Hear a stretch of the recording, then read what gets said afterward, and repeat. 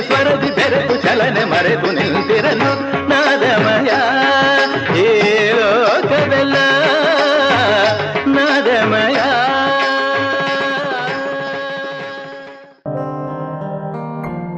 ದೇಶಕ್ಕೆ ಯೋಧ, ನಾಡಿಗೆ ರೈತ, ಬಾಳಿಗೆ ಗುರು ಒಬ್ಬ ತಾನೆ.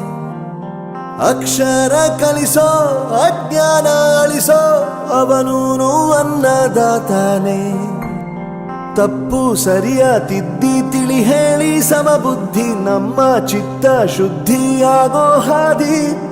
ಎಷ್ಟೇ ದೂರ ಹೋದ್ರೂ ಮರಿಬೇಡ ನಿನ್ನ ಬೇರು, ನಿನ್ನ ಸಾಧನೆಗೆಲ್ಲ ಇದುವೇ ಆದಿ.